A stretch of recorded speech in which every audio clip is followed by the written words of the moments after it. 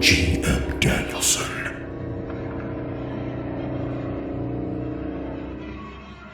The Spirits Don't Leave by VincentRustyEye.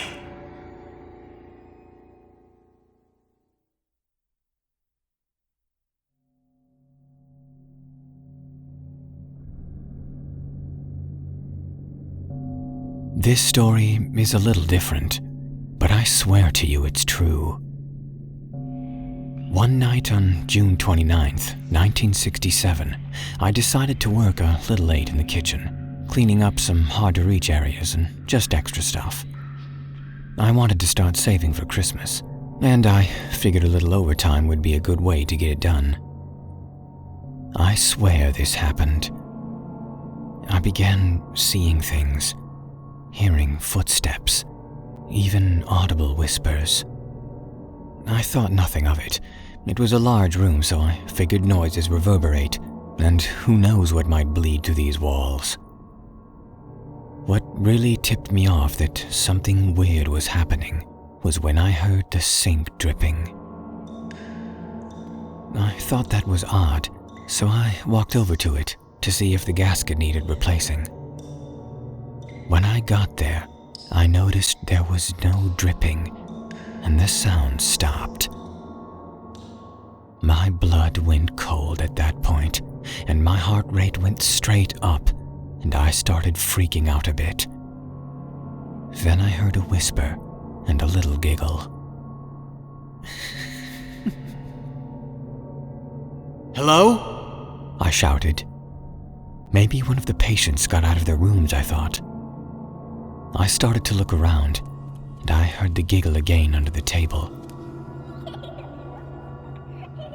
I swallowed hard, terrified to look under the table.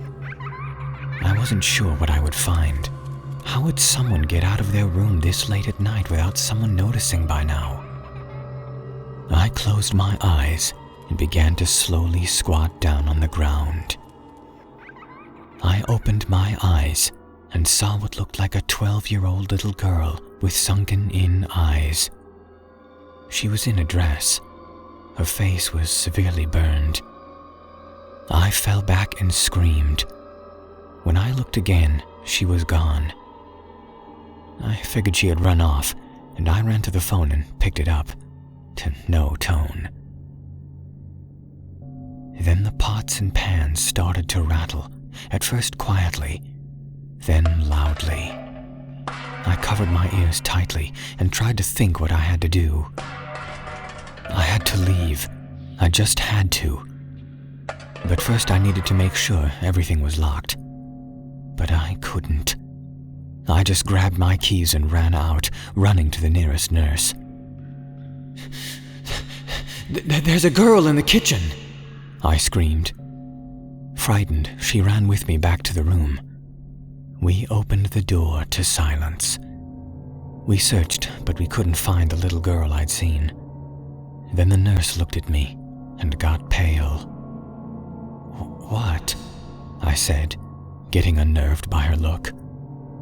You saw Katrina." I looked around the room, still unsure of what was going on. "Who the hell is Katrina?" "Back in 1929, this kitchen was the morgue. Katrina was a girl that, we're told, was burned in the incinerator, alive. She was playing dead, and the nurses believed her, and so they put her in the incinerator.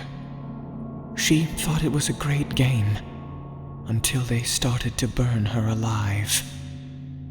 She screamed so loudly, but there was nothing anyone could do." My mouth went dry, and I started to feel sick. Burned alive? Her face. I gasped, touching my own. How could that be true? How could they not know she was dead? That's not true. Didn't they check her vitals? The nurse sat on one of the chairs and then laughed. "It's just a ghost story, Bill. But I've seen her too." She sighed. Something happened to that little girl. I don't believe they just tossed her into the oven and closed the door. But I believe something did happen. After the nurse left, I began closing everything up and locking it. Then the nurse and I left the hall. I said goodnight and left. Something terrified me all the way home. I couldn't stop looking in my back seat. I felt like that girl, Katrina, was somehow watching, somehow there. That night I dreamed of her. It was a room full of fire, and she was standing there, just walking through it all. They didn't think I was dead, Bill. She chuckled. They just wanted to get rid of me.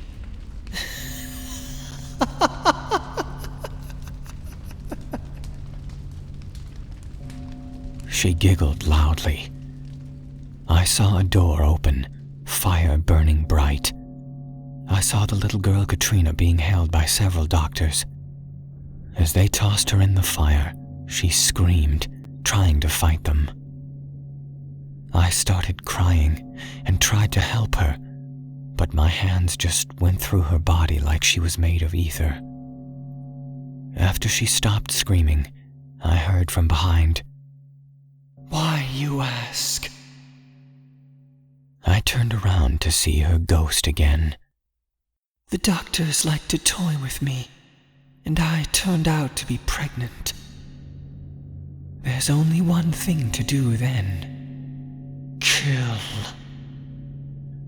I started feeling like my body was burning. My whole body was feeling hot and sweaty. I saw myself on the fire, but then I woke up. I was sweaty, and my stomach was in knots.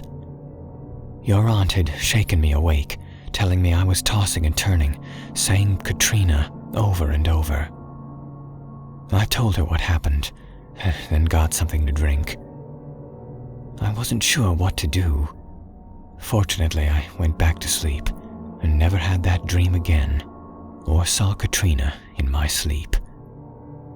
I wondered if she just needed a doctor or someone to listen to her. I wonder if she came to me in dream because she needed someone to listen to her. Maybe it might be crazy, but I think that she was real, and her story was real. I talked to the head doctor, my friend, about what it was like here before I came on. He mentioned it was just like it had always been. Since he was only there for 3 years before me, I don't know that he knew if any of the rumors were true. But I'm telling you, Vincent, call me crazy, but I believe Katrina. I could never confirm it, but I feel it in my bones.